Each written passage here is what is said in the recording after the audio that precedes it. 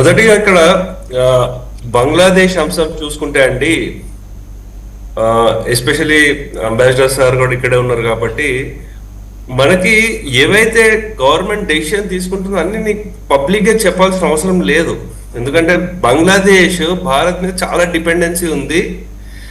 And అక్కడ మనకు use చేసే ఛానల్స్ యూజ్ చేసుకుని అక్కడ చాలా మటుకు కంట్రోల్ చేస్తున్నారు.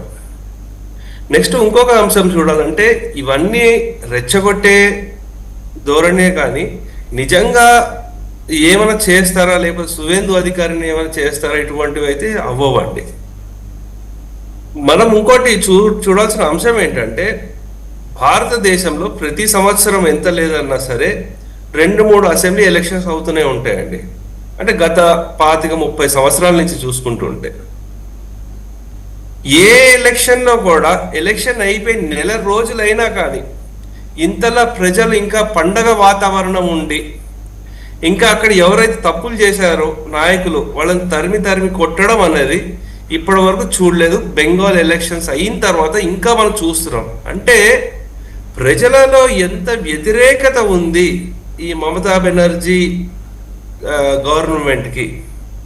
ఇంకా ఏంటంటే మనకు తెలిసిన రిపోర్ట్లు ఏమొస్తున్నాయంటే అక్కడ ప్రజలే, అక్కడ మనకు సిఆర్పిఎఫ్ లేకపోతే బార్డర్ సెక్యూరిటీ ఫోర్సెస్ వీళ్ళందరికీ కూడా ఈ పలానా చోట్ల ఇక్కడ బంగ్లాదేశీలు ఇప్పటి నుంచి ఉన్నారు అని ఓపెన్ గా చెప్తున్నారు అక్కడ. అంటే అక్కడ మనం అబ్జర్వ్ చేయాల్సిన అంశం ఏంటంటే మిగతా రాష్ట్రాల్లో పార్టీ పవర్ లో ఎవరైతే ఉన్నారో వాళ్ళ నాయకులు వాళ్ళు డెసిషన్ తీసుకుంటున్నారో ప్రజలు దాన్ని ఆమోదిస్తున్నారు.